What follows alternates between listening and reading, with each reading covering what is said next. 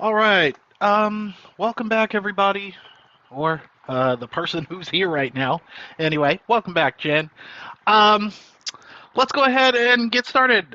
Before we jump into this, friendly reminder for those of you who might be listening for the first time, you can jump into the live lectures that we're hosting on Zoom by clicking the link in my bio. Click the link in my bio, go all the way down to where the Zoom link is. It will take you right into where you can jump in. You can see the slides. You can talk to me. You can ask me questions. Do whatever you want to. If not, you're welcome to listen on IG Live. Just remember that the IG Live, oh yeah, first time here, Viva Lish. While I'm here, if you would like to, you're welcome to jump over into the Zoom session, but do keep in mind that if you choose to stick around on IG Live, you'll have the audio only, and I do not read IG Live comments until the Q&A portion of the lecture. So if you want to learn about white supremacy, how white supremacy became conservatism that we call today, feel free to jump into the Zoom session and see that. Another couple of things before we get started. If you're watching on YouTube, please be sure to like, subscribe, follow, share with your friends, encourage them to take the course that I am offering to you all for free. You're welcome to listen in on that regard. Also, please do not hesitate to support me in my ambitious anthology series called The Race Project. Essentially, I will be running another round of interviews this summer in Los Angeles. So if you happen to be one of those people who is in the Los Angeles area, is interested in perhaps sitting down to interview, to talk about your own lived experiences or perspectives on race and racism. If you have things you want to share, or you just think it would be fun to sit down and answer a series of random questions in a judgment-free environment, feel free to head on over to theraceproject.org, the link you can see on this live stream, and then you're welcome to set up a time to interview.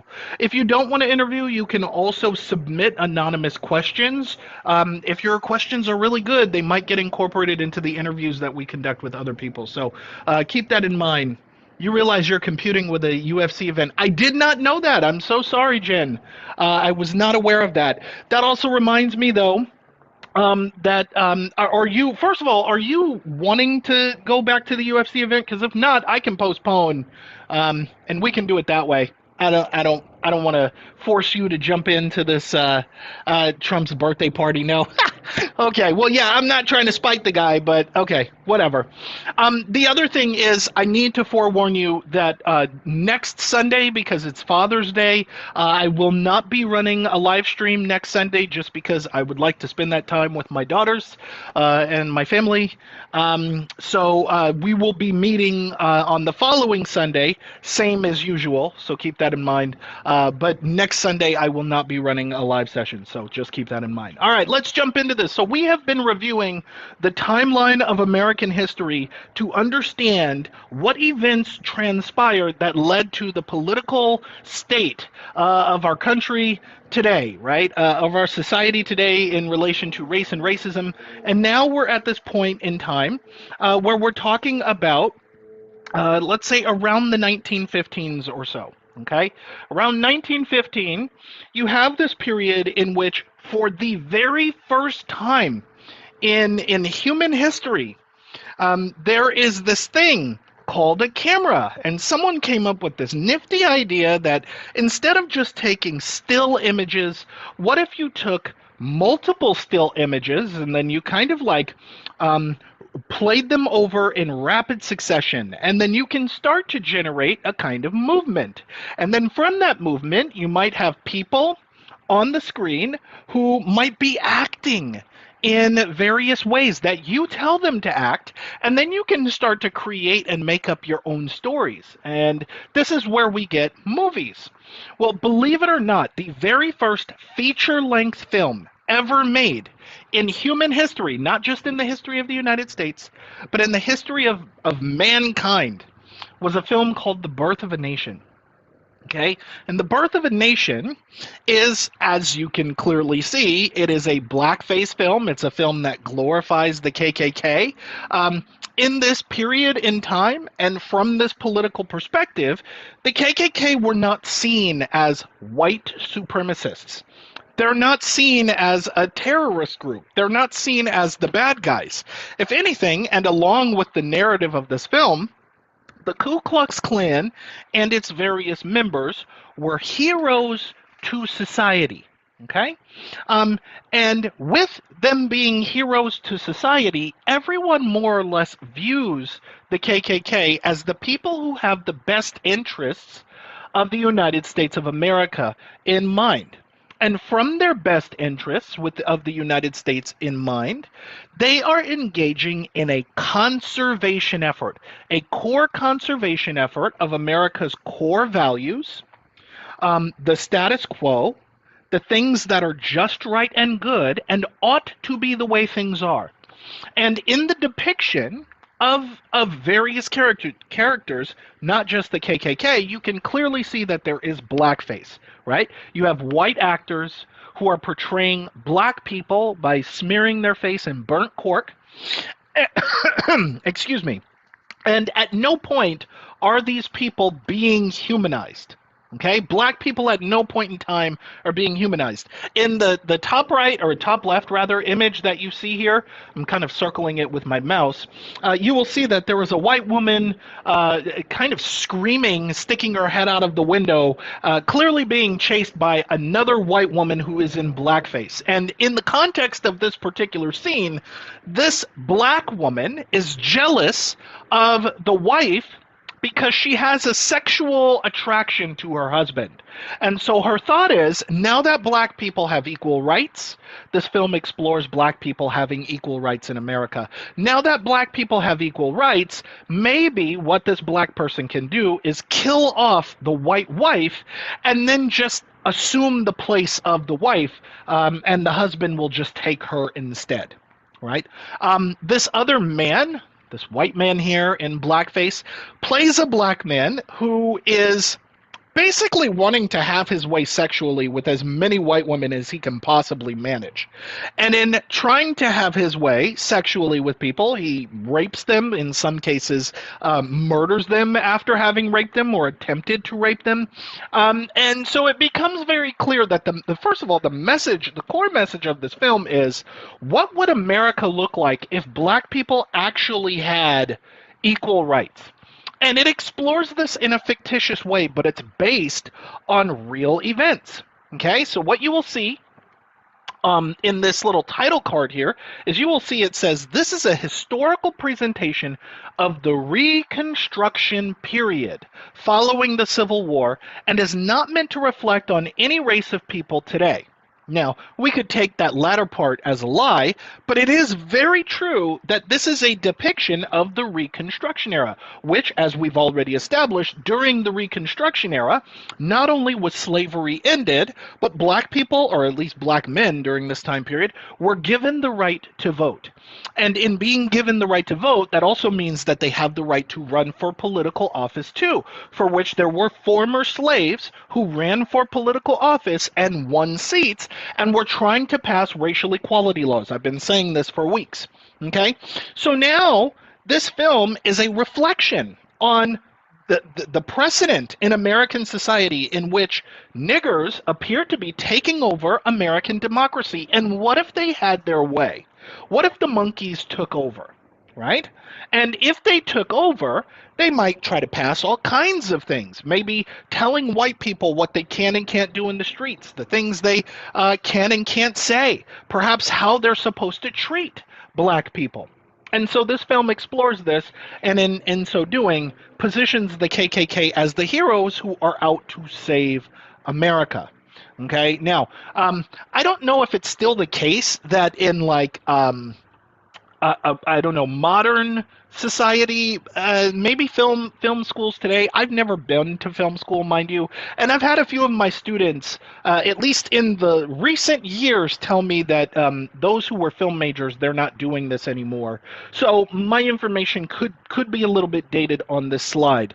But let's say leading up to, let's say around 2023-ish or so, it was fairly commonplace for the birth of a nation to be taught as like the foundation of modern cinema. And when I say the foundation of modern cinema, I mean looking at this film from a technical perspective. And technically, let's be real, there is a level of artistic creativity and ingenuity here that if for the very first time you had this idea to rapidly take a series of images and then run them in rapid succession and then create a fictitious story from that, yeah, that's fairly clever. And to be able to composite shots, to stage lighting, and to do that in such a way that every time that you change an angle or a different take, it is advancing the story in some way. From a technical perspective, it can be appreciated and studied in that regard. And so let's say leading up to like 2023, this film served that purpose for lots of film programs. I don't want to specify anyone, and I don't want to say all film programs, but they often look at it from that perspective. And up until recently, there was this common phenomenon where they would overlook the blatant racism within the film. I don't know how anyone could like intentionally do that. But to my knowledge, that was the way it was. Now, in its historical context, like I said, this is the first feature-length film ever made. Okay, it would actually be screened at the White House for President Woodrow Wilson in 1915, and he loved this film. Okay, you can find the full length of this film on YouTube. It's 4 hours long. I don't recommend watching a silent film with just music and pictures moving and people acting in exaggerated ways. However, if it piques your interest, I've had some students who were just, they needed to watch this film after I introduced this to them. You're welcome to do so, and I invite you to do it. Now, having said that, I'm going to show you a few clips from this film, but before I do, I want to show you just a brief clip from the director, D.W. Griffith, okay? This is the man that you're seeing on the screen here. He's the director of this film. And first of all, the reason why I'm showing you a clip of this interview is because I want you to pay attention to the dialogue between D.W. Griffith and the interviewer. What is it that they appear to be like? What does it appear to be that their political values and beliefs actually are?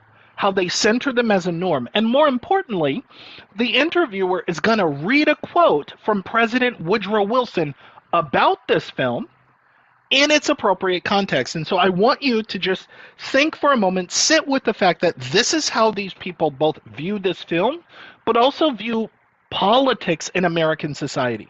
Okay, so let's get this started. If you can't hear the audio, please let me know. I did make it so that you should be able to hear this, but we'll see here.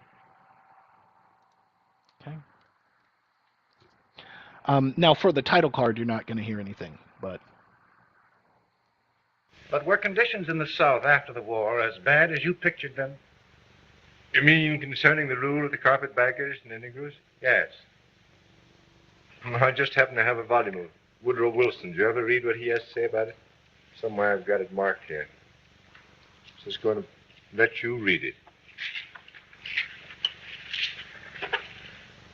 Read it out loud if you don't mind.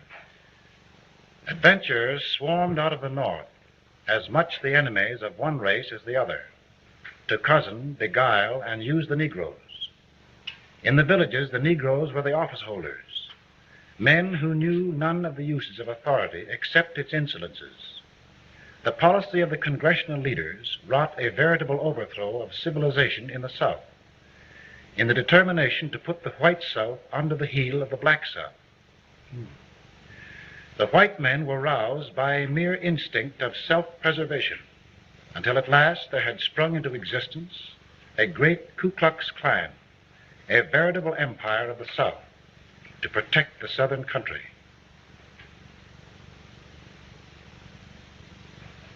Rather true it sounds, doesn't it?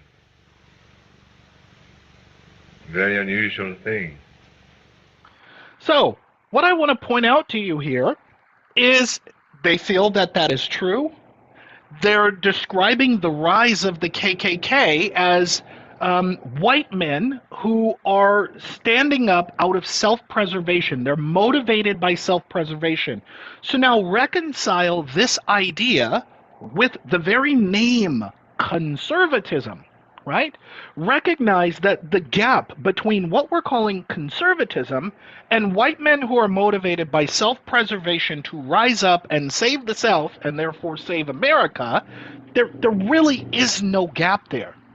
So I would almost liken to say that you have to understand that for the minds of white people back during this time period, this is a time period where they don't see themselves as white supremacists. That name, the nomenclature, is one that describes a phenomenon from outside the box. But rather, for these people, they don't view themselves as white supremacists. They just simply see that the way things are and ought to be is not the way things are anymore, and they need to course correct. And in that course correction, they're not motivated by hate, they're not motivated by villainy or vitriol or anything like that.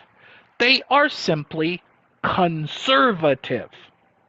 They are engaging in a conservation effort to sustain and preserve their cultural values, their ways of life, and the way things ought to be, which, according to the norm, going all the way back to the pre-colonial period, fast forward several hundred years, is black people belong enslaved. Anyone who's non-white is inherently inferior. White people belong in control of all positions of power and influence, and if it is not this way, then they must work to conserve social order. Okay? So, understand that this is what conservatism is, and then moving forward, I'm going to show you two clips here. And in these two clips, okay, this is not the whole film. Like I said, I recommend that if you want to watch this film, you watch it in its entirety on YouTube. It's like 4 hours long. It is a silent film. And I want to give you a little bit of direction here. Whenever you're watching a silent film, you don't just watch a silent film, but rather a lot more attention needs to, or let's say energetic investment needs to be allocated to what you're seeing. Understand a concept called mise en scène. It means that for every take, every shot, every angle, there isn't any wasted space. Everything is shown to you with intention. So what I want you to do is I want you to look and interpret what you see. Notice the subtleties in people's behavior. Pay attention to the fact that there's real black people on screen as well as a mixture of white actors in blackface. What do you think the intent was for having both white blackface actors and black people on the screen at the same time? What are the kinds of things that people are doing on the screen? And recognize that this film is exploring what America would look like if black people somehow now got equal rights to whites. Let's take a look at this clip, and then I'll talk about it on the back end.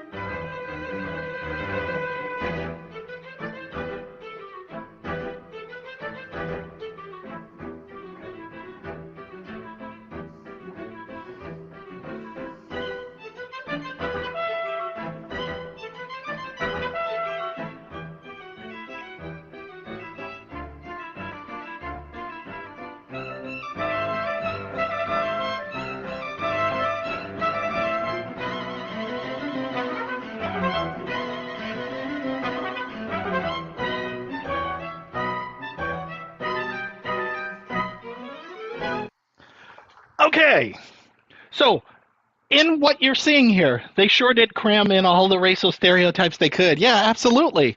Right? What are you seeing? You're seeing black people eating chicken in the halls of Congress. They got their feet on, the shoes off.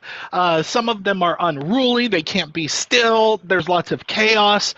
Somehow they're passing bills that pass for the legislation of like interracial marriage. Yeah, peanuts, turkey legs, liquor, everything, right? And so, to some extent, what I want you to know is I want you to kind of understand that, like, back when Barack Obama was running for president, some of the things that you're seeing depicted here are some of the fears, the criticisms, the concerns that people were articulating around the idea of Barack Obama becoming elected president. Was, oh, the White House is going to be called the Black House. It's going to be ghetto and ratchet. They're going to be disorganized. They're not going to know what to do. They're going to embarrass the country. They're going to run us into the ground and oh, this, that, and the other thing. Recognize that what people were fervently believing or anticipating would happen back in 2007, 2008 is exactly what is depicted here.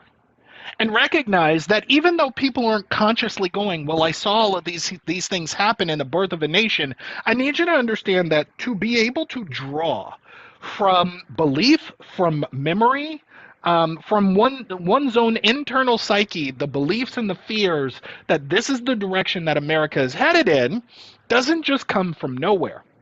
Okay? Americans back in 1915 were absolutely obsessed with race, whether that was in a good way, whether it was in a bad way, whether it was benign. They were fixated on it. And around that fixation had to do with a desire to make sure that racial segregation, in its most rudimentary sense, always stayed that way. That to some extent it is inappropriate for blacks to marry with whites or vice versa. They need to stay separate.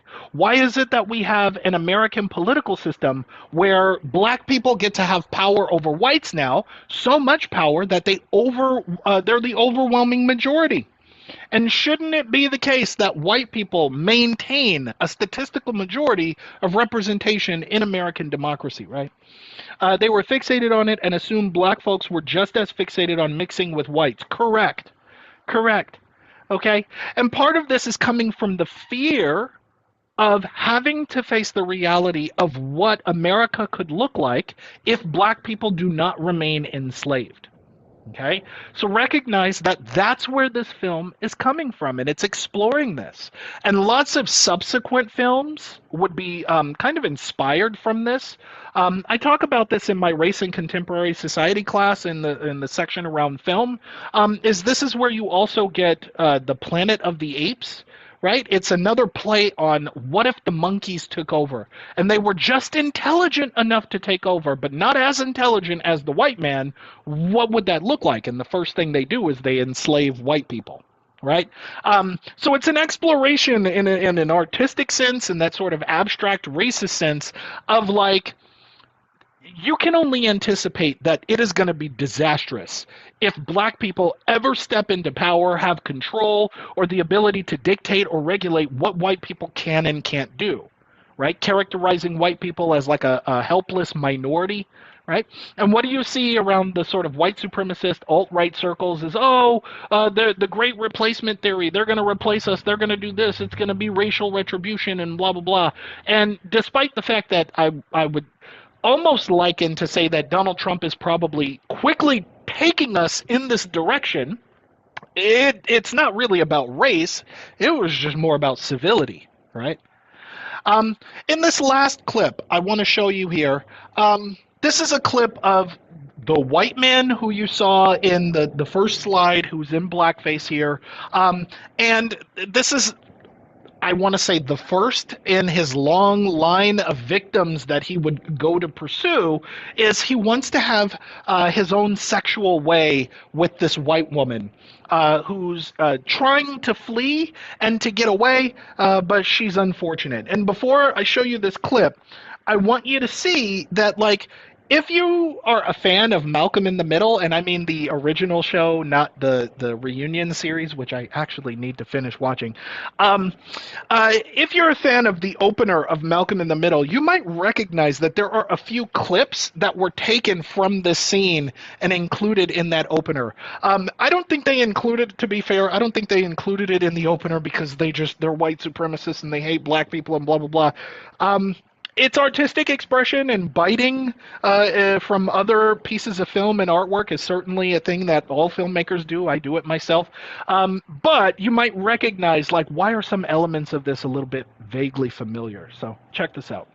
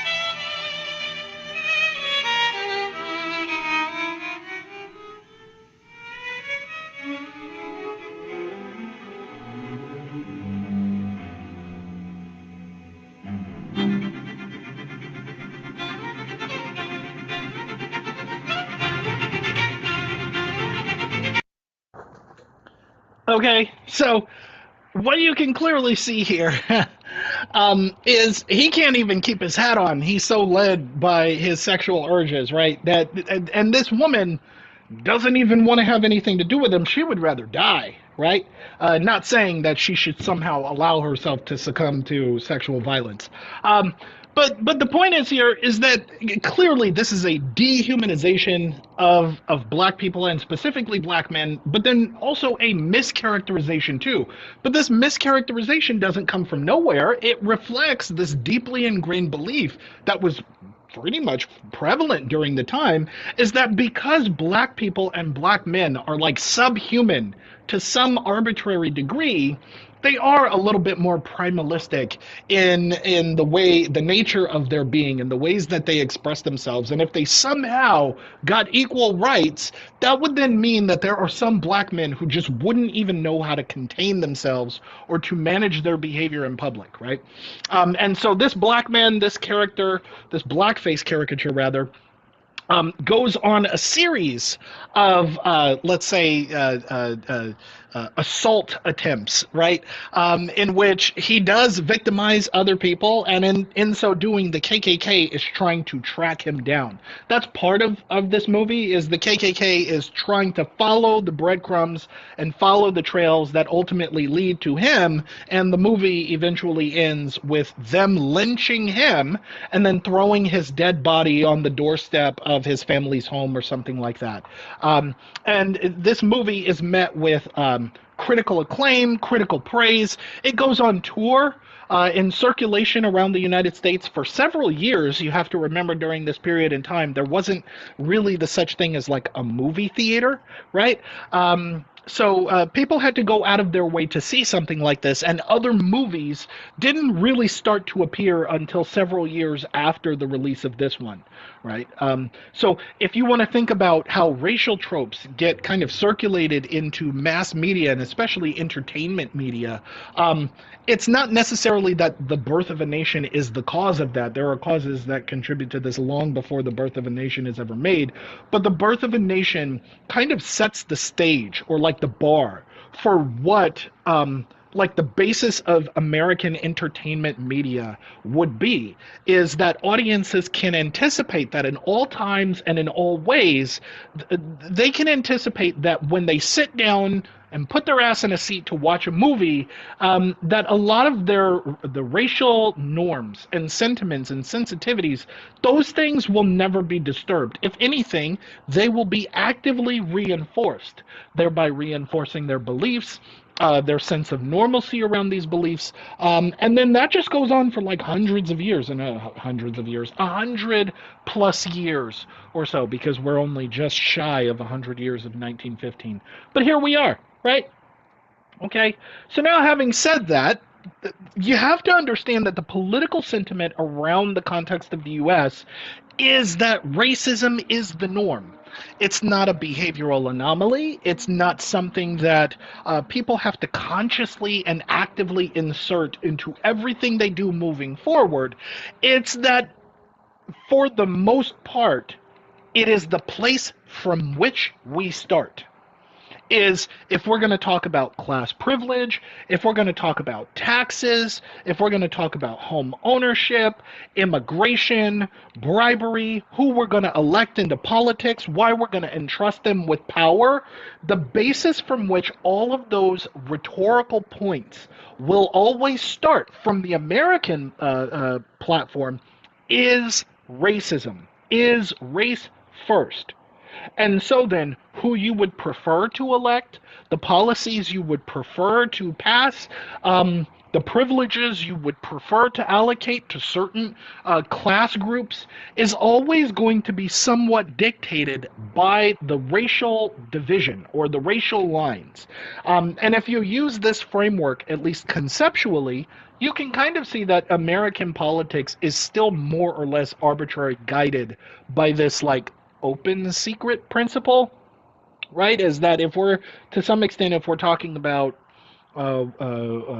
abortion, if we're talking about immigration, if we're talking about tax codes, if we're talking about really anything, it really just comes down to the conservative perspective is usually one that, at least in some net outcome, is to sustain white supremacy, while the progressive side of the spectrum is really just about perhaps decentering white supremacy, but in some ways, progressivism also, I would say, doesn't attempt to displace it enough.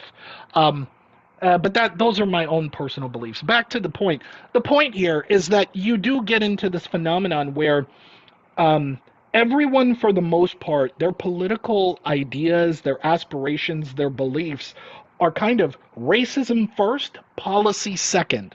So how can we use policy as a tool for maintaining the racial status quo? This is where you then get that, like, most middle to upper class white people, they're not really interested in naming the problem of racism, addressing the problem of racism, regulating the problem of racism, understanding its impact, seeing how its impact is kind of like setting the United States, both politically, collectively, nationally, into a direction we don't necessarily want to go consciously.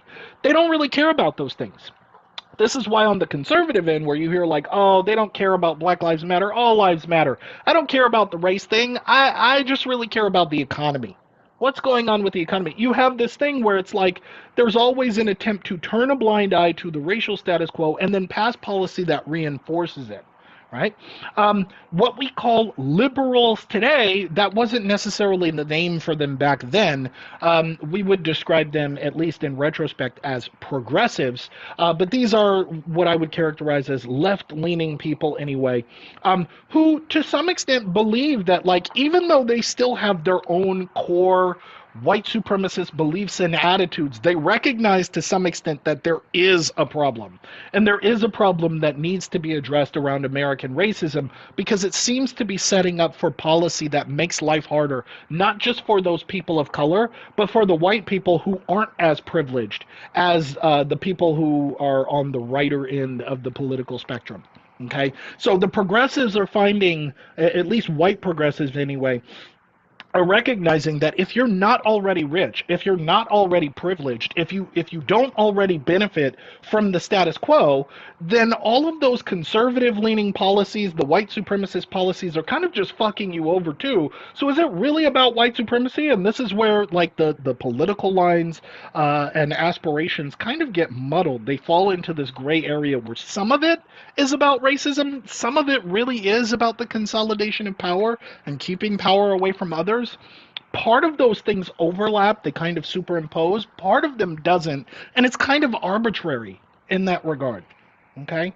So this is how we start to transition into what begins to look like more modern forms of American politics. We're still not there yet. It's still very much different, but this is how we're creeping up there, right? So you have lots of white progressives who are concerned with like the fact that there is a overwhelming concentration of wealth. There appears to be conflicts of interest where the wealthy are now like bribing politicians, it seems, to get them to pass legislation that helps to consolidate more wealth. Part of the wealthy's political aspirations includes kind of like exploiting white working class people and making sure that there's a steady supply of manual labor from black people, from white people who are middle or working class, and just kind of making sure that the political status quo in American society maintains that the rich are always getting richer, that they get their needs met, and everybody else is kind of getting fucked over, right? There are some other progressives that care about things like regulating alcohol. They feel like it's alcohol consumption and, let's say, abuse is kind of like immoral, right? It doesn't really reflect core traditional values in that regard. They want regulations on food quality because if you can think about the 1915s during this time, yes, food-borne illnesses are a thing. There isn't really regulation on like meat quality. Or anything. So, you want the government to intervene in this regard so that Americans in general can have a standard quality food and water sources, right? All things including prostitution too, right? This immoral issue around, let's say, sexual deviancy and sexual immorality is one that they also care about. They care a lot about, like, traditional values. But I would say in this regard, the traditional values are around like morality rather than racism in this regard. So, and like I said, it becomes a kind of gray area. The core part of American politics is racism, but there are some elements of it that aren't, that overlap racism, that are motivated by other things beyond racism, and it's really hard to, as we describe the race issue, it's really hard to describe many of these political aspirations as somehow being like cut and paste, monolithic. So entertain the gray areas where they naturally exist, because that's kind of how it goes.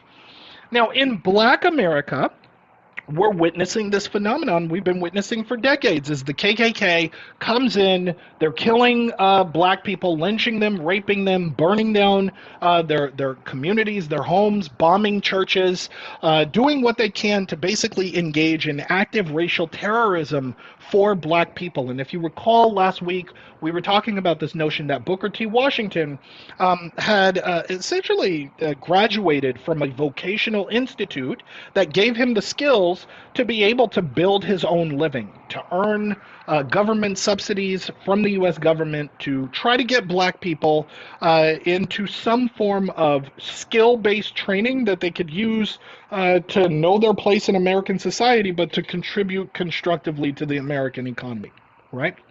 So Booker T. Washington is very much in favor of people of color basically respecting the color line and making sure that black people can get their needs met if they know that they shouldn't rock the boat.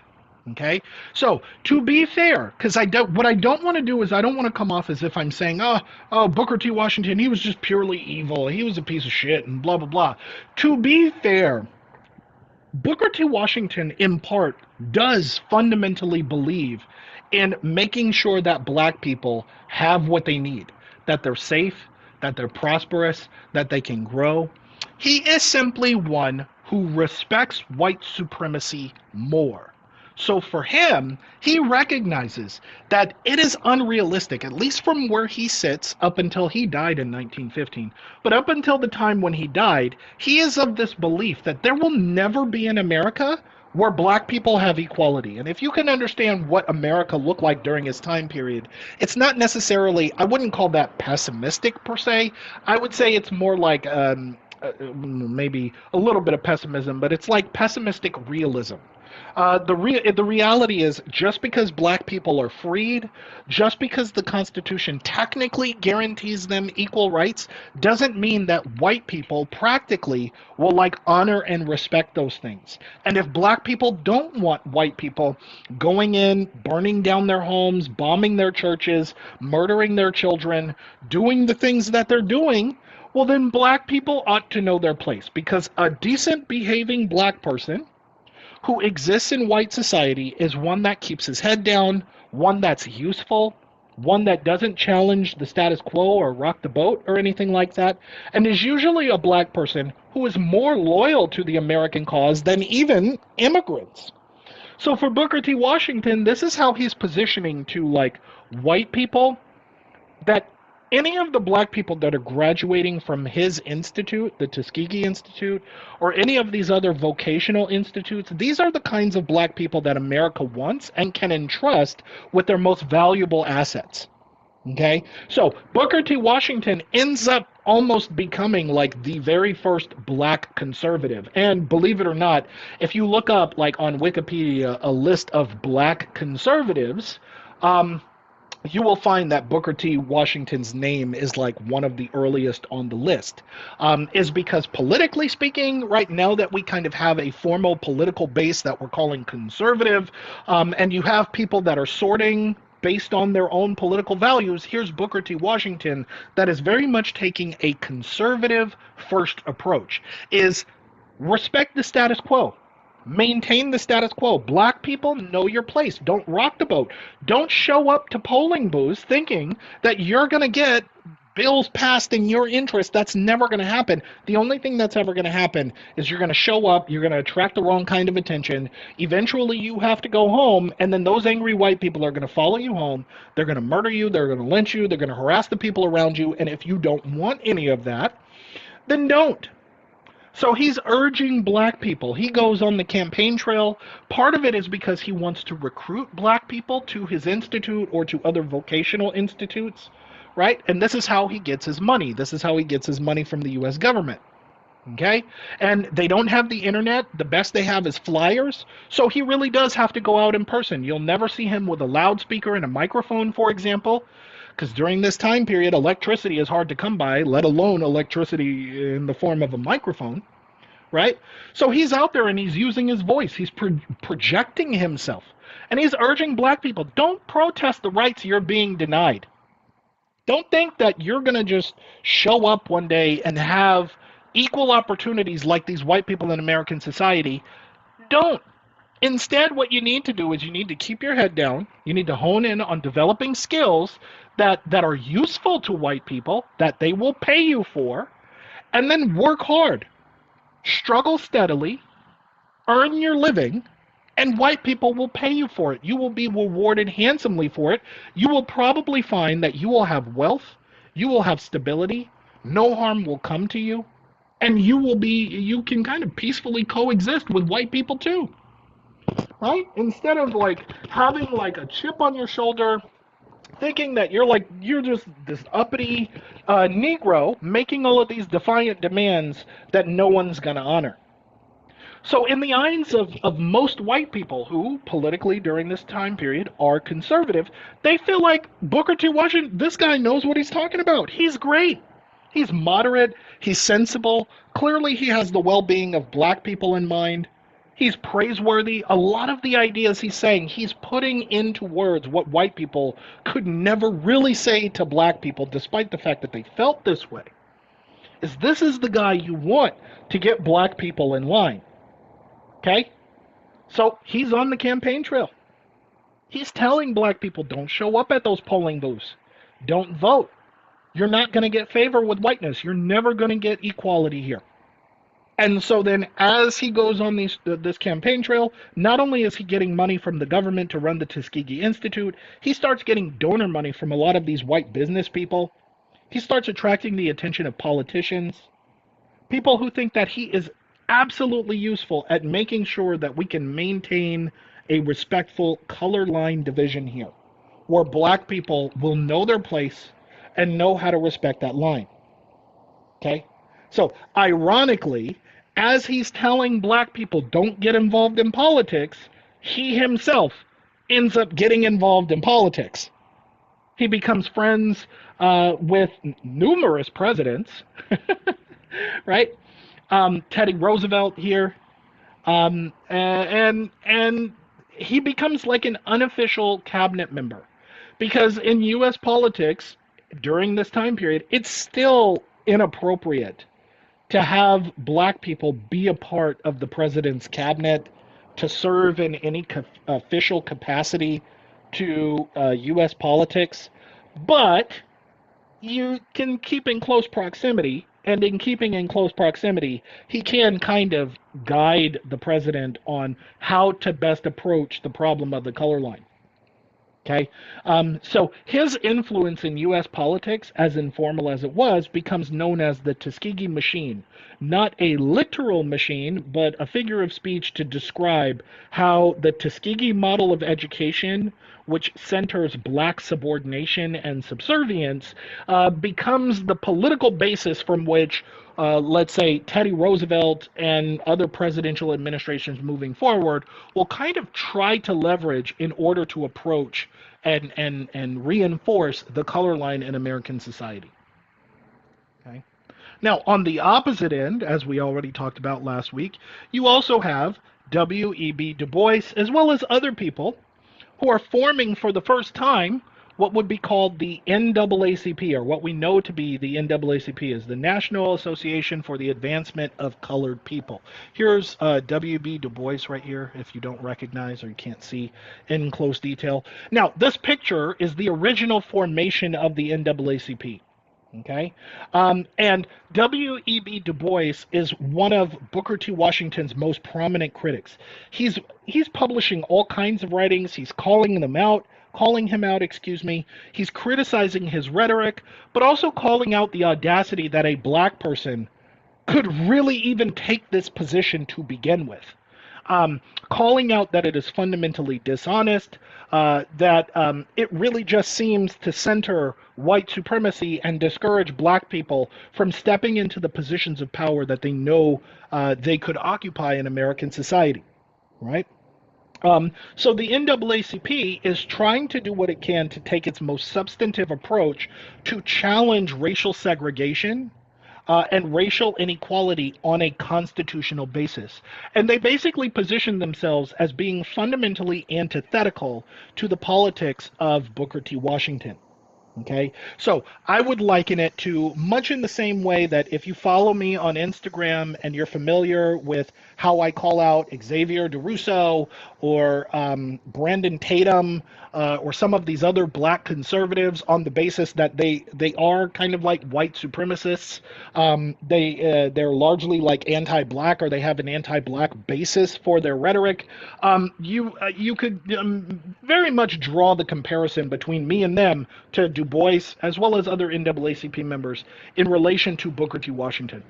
Okay, this is where you see the sort of emergence of black conservatism and then black progressivism, or I would liken it to I don't want to call it radicalism, because I feel like radical is like a delegitimizing term, but what they are looking for is like radical revolution, right? Away from a white supremacist norm, and one that is a country that works for everyone. and at least during this time period, in its most academically honest sense, you could characterize that as somehow being radical, right? They're just not extremists. Okay. Now, having said that, the NAACP as its own organization is very much like black people should be able to fully enjoy the same rights and privileges that white people have, because that's what the Constitution guarantees them. And you can't, to some degree, seriously think that the Constitution is a valid political document that protects the core interests of all Americans if there is some form of exception in which we're going to say you can apply constitutional rules over here, but you can't apply them over here equally. Right? If the Constitution is the basis for American society, then it needs to be applied equally. And so this is the basis of their political movement. This is the basis upon which they then string up a series of political cases that would then go all the way up to the Supreme Court, eventually trying to overturn racial inequality, right?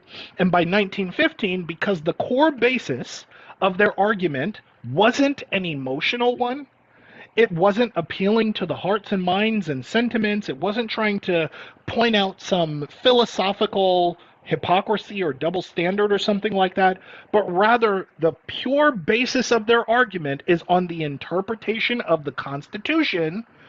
They begin to make these airtight cases that force the Supreme Court to rule in their favor. Okay?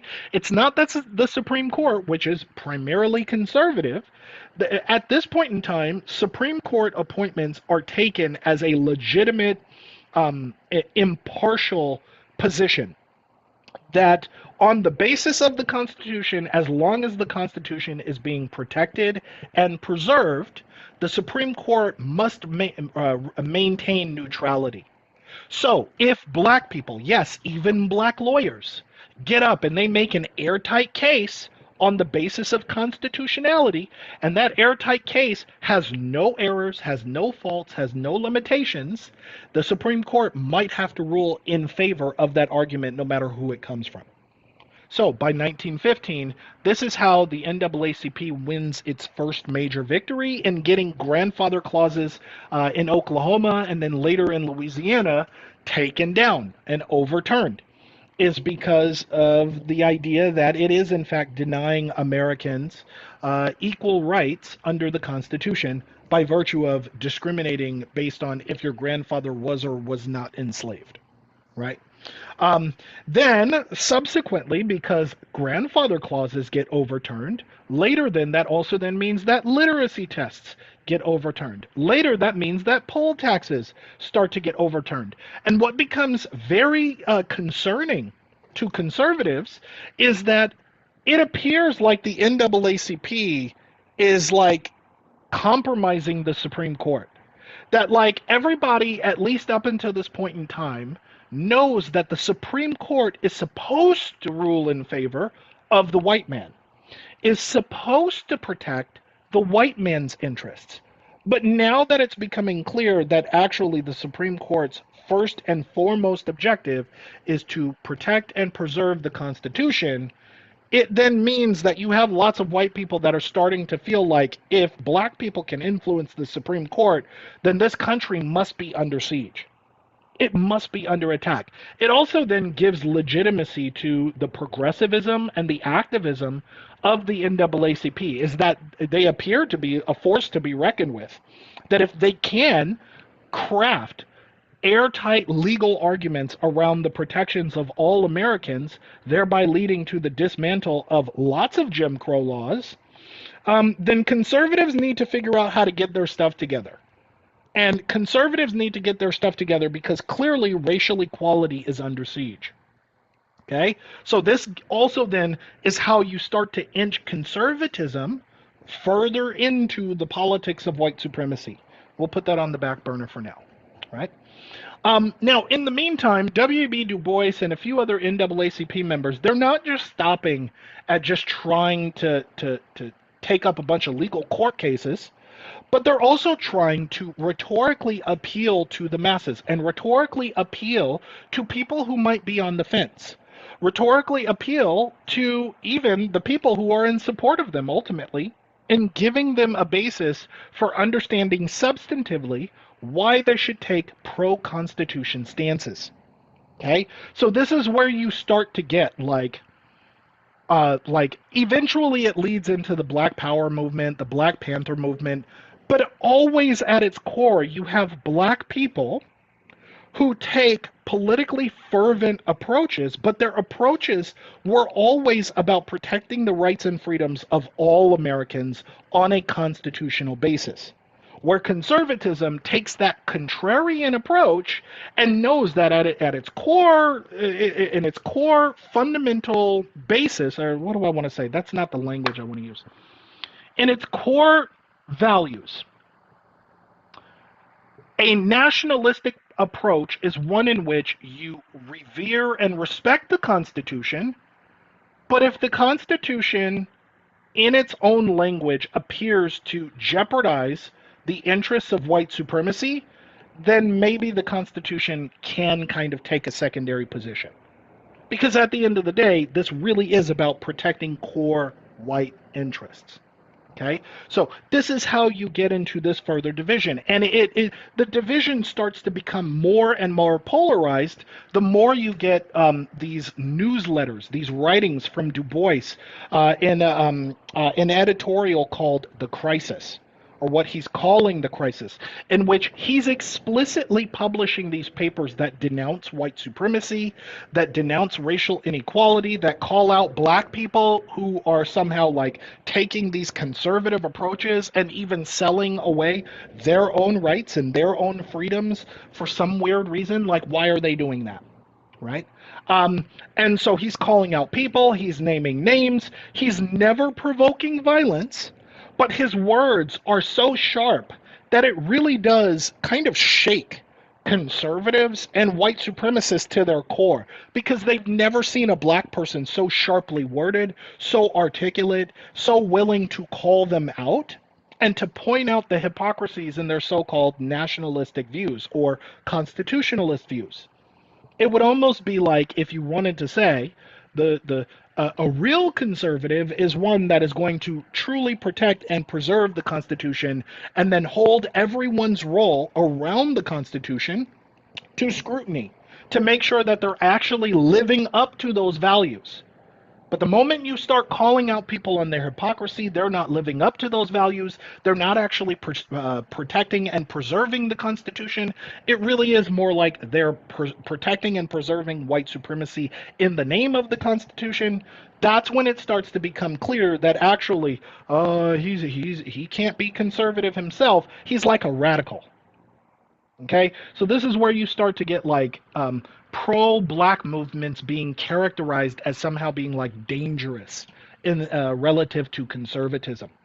That when you get to like DEI, anti-racism, pro-equality political stances, one of the ways that you can know, at least within your own organization, maybe in your workplace, in your social circle, if white supremacy is influencing how things go on there, is if they're reflecting on the politics of the pursuit of equality or pro-black interests or pro-constitutional interests as somehow being like dangerous, or like it's gonna like it poses a danger or a threat, or you don't know if that person is like radical. That's how you know that like white supremacy is at play there, is when they find that like progressivism, diversity and inclusion, something like that, they feel apprehensive towards it, they're skeptical about it, they don't really know if they can lean into. That's how you know that it almost immediately reveals itself in that way. Okay? If executive leaders, let's say a panel of leaders, have to decide on whether or not we're going to allow this person into our company, but it just seems like they're super progressive and oh, blah, blah, because at the end of the day, the most dangerous idea, in a nonviolent sense, the most dangerous idea that you'll ever hear from something like the crisis or the Black Power movement or something like that is really just about preserving or cementing equality as precedent.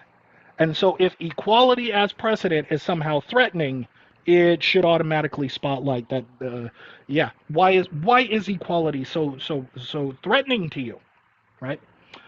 That's how you can kind of expose those things. But anyway, this will be the last slide before we open up to Q&A. Du Bois is so sharply worded in calling out white supremacy, in calling out conservatives, in calling out black people, also pivotal in contributing to the Supreme Court cases. That eventually it becomes very clear that like Booker T. Washington and W.E.B. Du Bois are like enemies. They're like nemesis. They're like ultimately they are each other's formidable enemies. And Booker T. Washington really did what he could toward the end of his life to try to subvert the NAACP, to try to make sure that they didn't have a footing to be able to challenge Jim Crow laws, Jim Crow segregation, or anything like that, which would then also kind of reinforce what I'm saying around Booker T. Washington ultimately being what we would describe as a house nigger in this regard, is that he really is doing what he can to protect and preserve white supremacy first. Okay? And so then ultimately Booker T. Washington dies. And then as the years go on, because Washington is not there, the NAACP just continues to grow, build more momentum, take up more cases that end up in the Supreme Court, and essentially is just chipping away at Jim Crow laws. And it really is angering conservatives. And this is where the conservative political movement starts to dig deeper into itself, starts to become a little bit more explicit in its white supremacy, as we will soon see.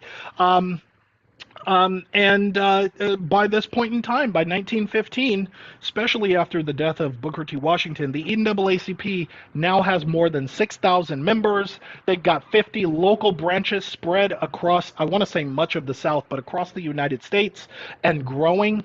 Okay, and they are engaging in an aggressive political campaign for civil and political rights.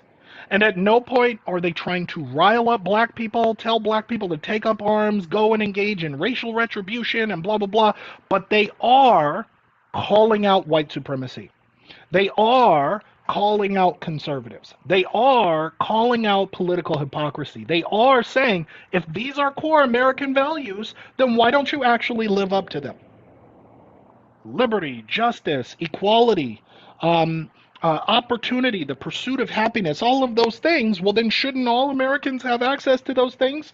Why is it that when you're advocating for what are core American values, somehow the conservatives, the conservatives are the ones who are always appear to be positioning themselves as antithetical to those values? Why is it that the radical is the one who just wants to hold America to the values it proclaimed for itself?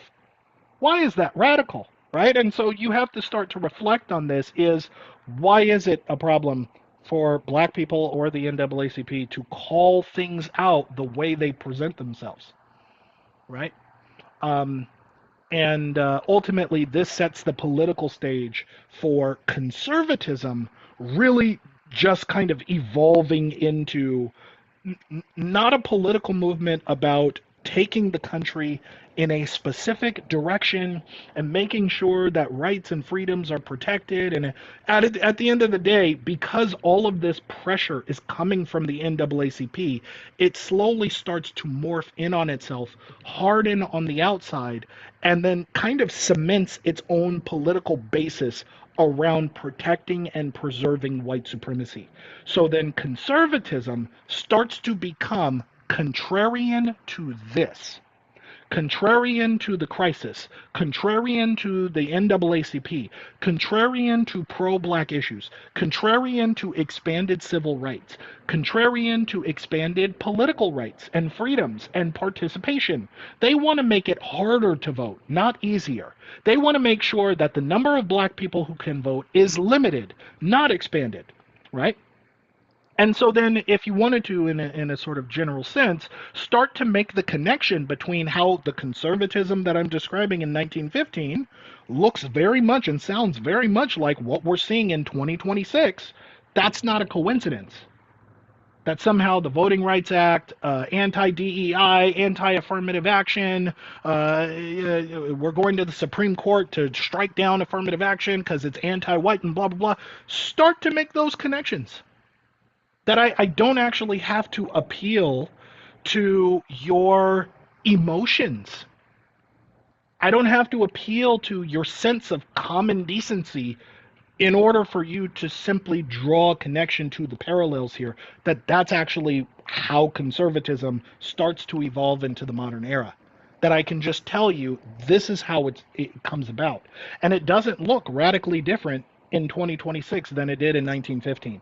Although, one of the ways it's radically different is you don't get people who are openly using the N word so much. They found alternative ways around that. But beyond that, it really isn't that much different. And here's where we'll leave it for this week, because I would like to open up for Q&A. Or not next week, excuse me, I misspoke. The following week, because next week is Father's Day, and I would like to take Father's Day for me and my family. But we'll leave it here for now. And I would like to open it up to Q&A. Are there any questions? Curiosities? Anything like that? Wow, for the first time in a while, there is nobody in the IG Live. All right. Is this lecture recorded? Yes, Denise. This lecture is being recorded. I usually upload the recordings the Tuesday or the Wednesday after we've recorded them. So if you follow me on YouTube, just kind of keep an eye out. It'll eventually show up. Marilyn. First of all, I want to say thank you for having these classes, if that's what we want to call them. Sure. I appreciate it, and I appreciate you for it because it feels like I'm back in the classroom again, and I like that. Nothing wrong with that. I will say I did not know that much about Booker T. Washington. I knew some, but now I learned a lot more about him, and wow, it reminds me of Tim Scott. So I guess one of my question to you would be is that on this particular note, why is it that there are blacks that would actually go against having equal rights or becoming the house Negro or Yeah. he sounds like to me Booker T. Washington was the first grifter. Yeah. Yeah. The hypocrisy is just unreal, but any particular reason why that we have people like this in our community? Yes. So I will give you the all-encompassing answer, and then I'll give you the answer that's specific or unique to Booker T. Washington. So in general, there is a benefit to protecting white supremacy that anyone can receive. Whether that's a white person like Charlie Kirk, or whether that's a black person like Xavier DeRusso, if at the end of the day you are helping to protect and sustain white supremacy in its original and historically contextually appropriate form, we'll give you money, we'll give you power, we'll give you support, we'll give you interest, because at the end of the day you're helping to sustain the status quo, right?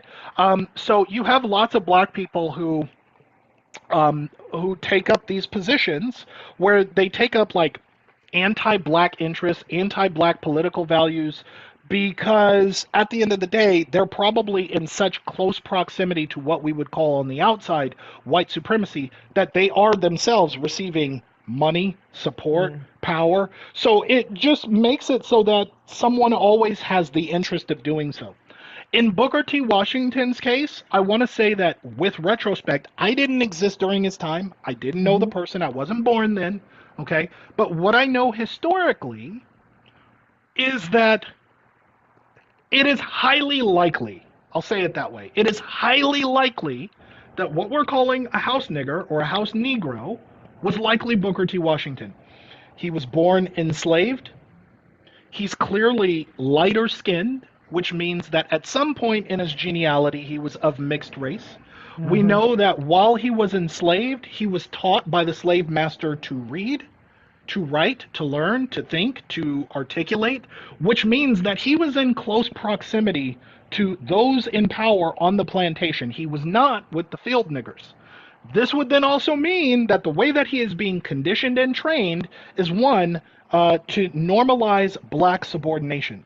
So now that we get to emancipation, where slavery has formally ended, and Booker T. Washington, well, in his writings and in his public appearances, did display that I will give him grace for a genuine interest in the well-being of black people.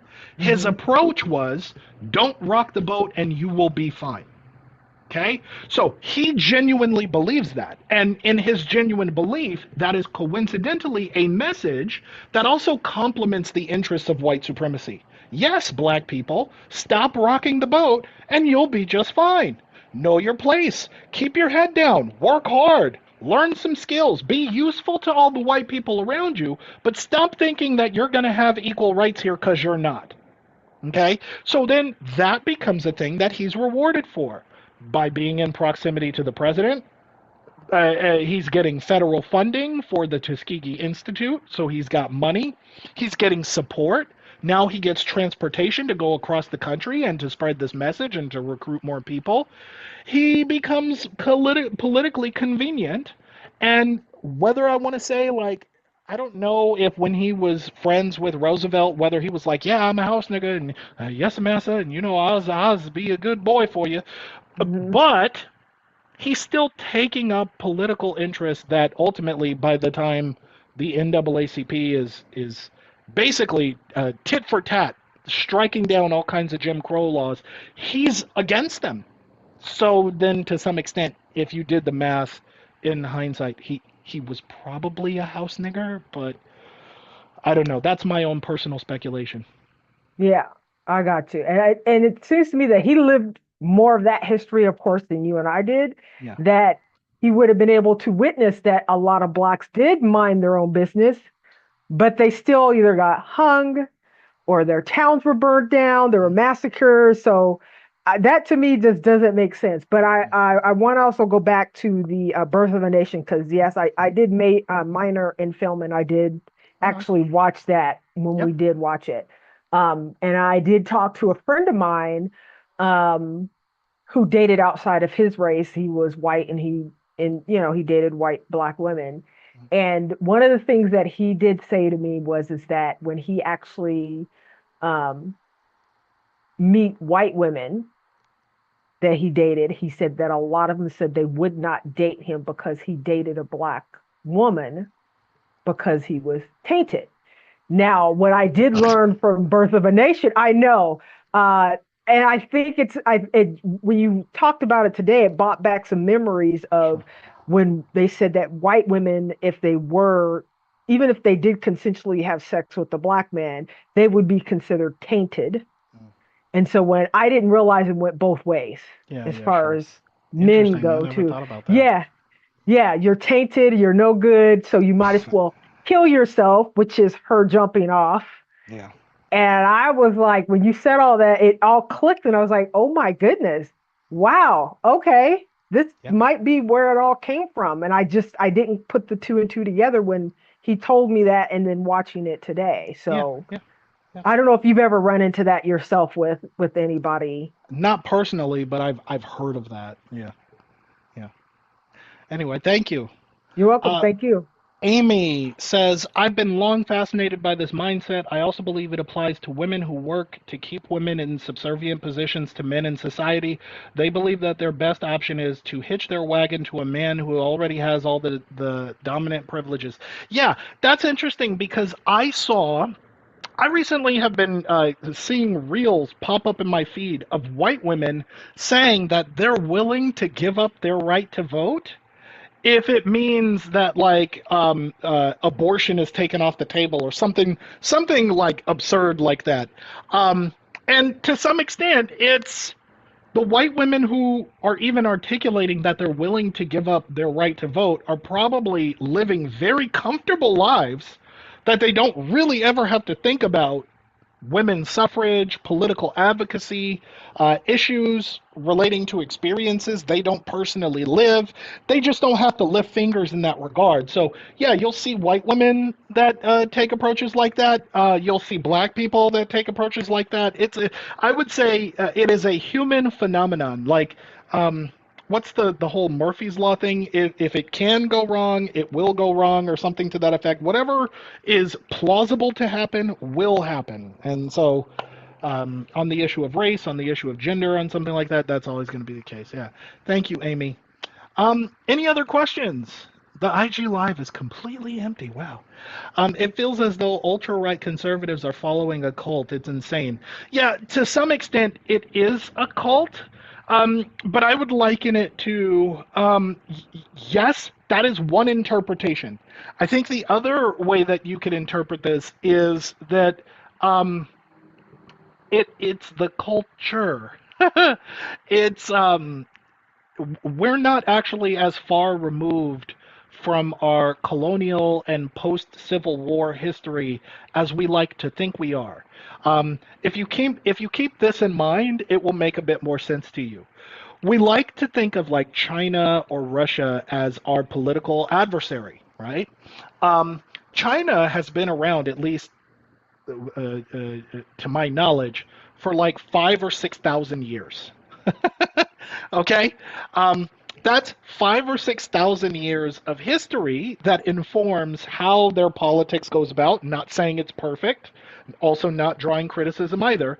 And in comparison, the United States is only just now approaching 250 years. In the UK, there are churches and pubs that are older than this country, right? Um, so to some extent, yes, it is cultish. I would say that that is a post-colonial perspective to call right-wing politics in America a cult.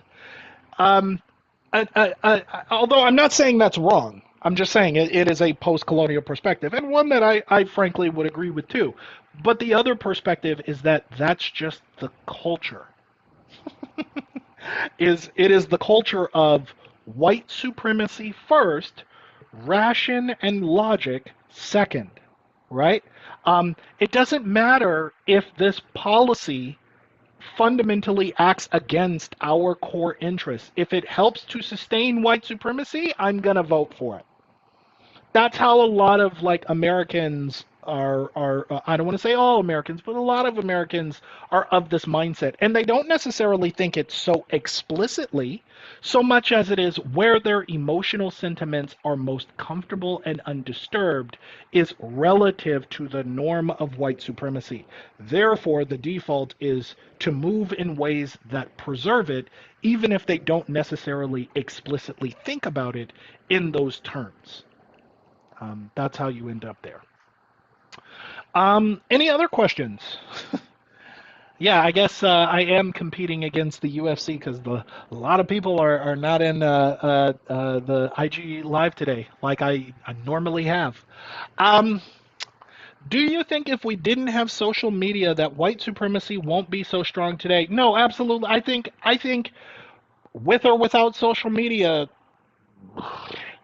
I mean, think about it. Donald Trump was already making a fuss and already had influence and sway. People were talking about how he needs to run for president back in the 80s, right? So social media wasn't a thing back then, right? I don't think necessarily that if social media somehow magically disappeared, that we would be in a completely different America. Absolutely not. Um, I think social media does a great job of amplifying the effects that the political polarization has on American society, uh, but I think things would be the same. I agree. It's baked into American culture and psyche. Yes, there are some things that just go well beyond what you have access to in your phone. And so white supremacy is so fundamental to American society that even before we had the internet, it was still a white supremacist country. It was a white supremacist norm. So that's not going to stop. Any other questions? And I clearly we're gonna be wrapping up here fairly early. I'm not trying to force you guys to ask questions you don't naturally have. Um, but yeah, I don't know. It's just gonna be one of those weeks. Um, If not, and that's okay, if no other questions, then I would like to once and lastly, remind you that I will not be hosting streaming next Sunday, just for Father's Day. The following Sunday, we'll come back and we'll finish this up. Jen says groups like Daughters of the Confederacy or whatever made sure textbooks didn't give accurate history, which perpetuated white supremacy. Yeah, and I mean, Turning Point USA is doing that, right? Lots of right-wing organizations. This is where I'm starting to say to you, like, we could talk about it in terms of Daughters of the Confederacy, the KKK, Turning Point USA, all of these right-wing conglomerates, PragerU or whatever, and we like to think of them as like individual organizations and groups that are just acting and somewhat have like overlapping interests. But I need you to understand that like conservatism is no different from, it's inseparable from what they're doing in all of their various ways. They all represent the core interests of American conservatism, which according to the ontogeny here really is just white supremacy. It's about doing what you can to cement and sustain white supremacy, and that's it. That's really it. And I don't mean that to share ignorance. I don't mean that because I hate conservatives and I want to see them all burn. I don't feel that way at all. Just talking academically in its academically appropriate and historically appropriate context. American conservatism is white supremacy politics. It always has been. I truly hear people say Trump is the backlash of Obama being elected. He is. That was always the case. But part of the reason why is because people did not believe that Barack Obama, a black man, is going to get elected. No way. Absolutely not. And they were saying, oh, if you elect him, he's going to give black people reparations. He's going to try to bring white people back into white slavery. It's going to be racial retribution and blah, blah, blah. And then they had to sit through not one term, but two terms of just this man occupying the White House. Keep in mind, his hands were pretty much tied. House and Senate were controlled by conservatives. They really just kind of stopped him from really being able to do much of anything. His presence in the executive office was largely, I don't want to say entirely, but largely symbolic from a practicality perspective. And so that on its own is enough to be like, never again. We're never going to do this. And Donald Trump was always sowing seeds. The birther movement around Barack Obama not being an American citizen and he's a Muslim and he's a this and that, that was Donald Trump. He was always stoking the anti-black, white supremacist, racial flames and animosity. So then it shouldn't be surprising when he runs for office. And what is the natural outcome? It's all projection, and fear whites will finally have to account for the way they've treated blacks for the last. Yes, and if you're being honest,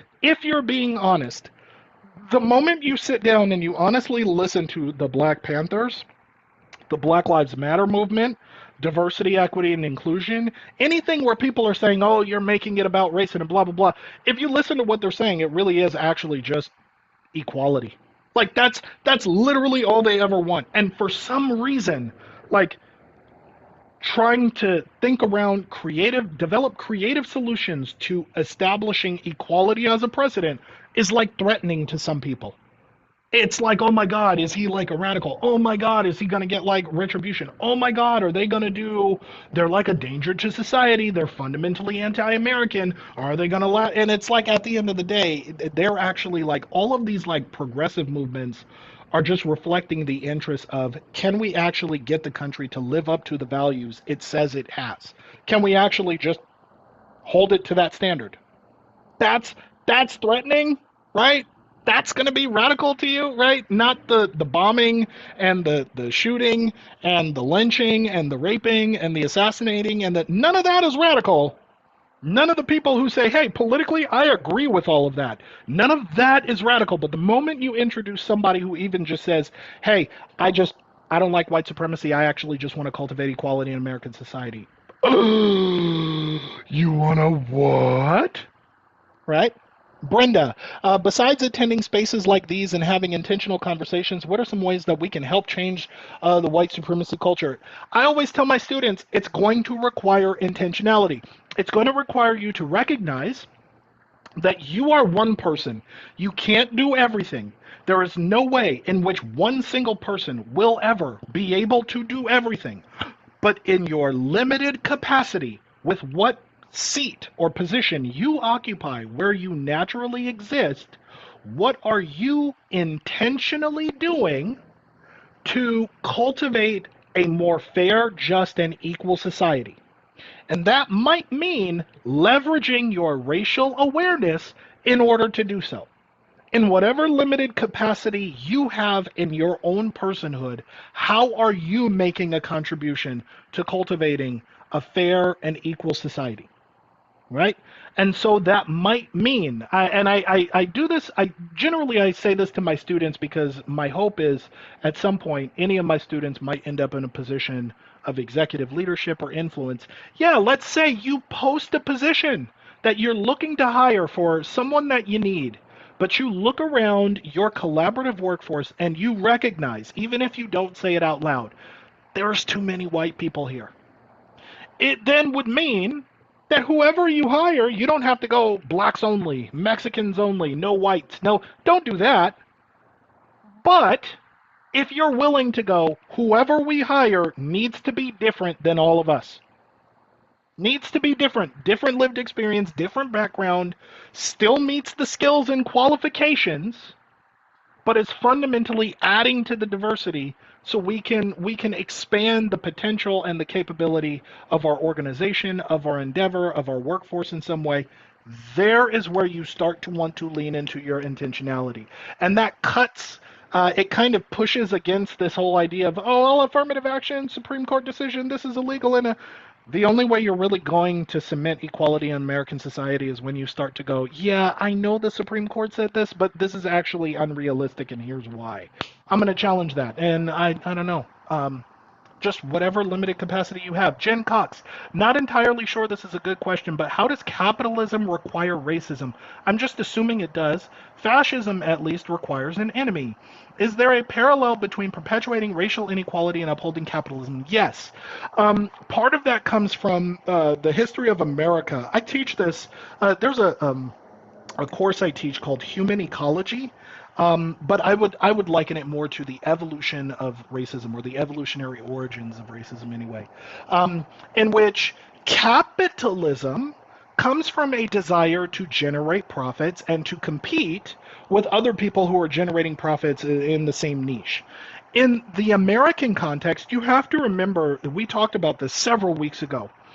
When it came to American colonization, or colonization of the Americas, the entire purpose of doing so was to try to find resource niches that they could then erect and compete with people in the old world.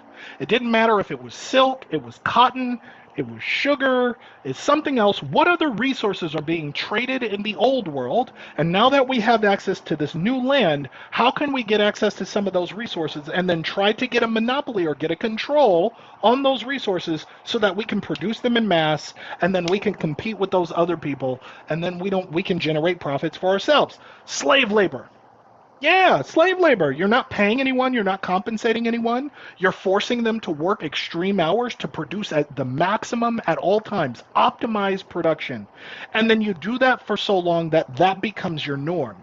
It becomes a thing where the consolidation of economic interests starts to closely overlap the interests of white people who've always had economic freedom, political freedom, etc.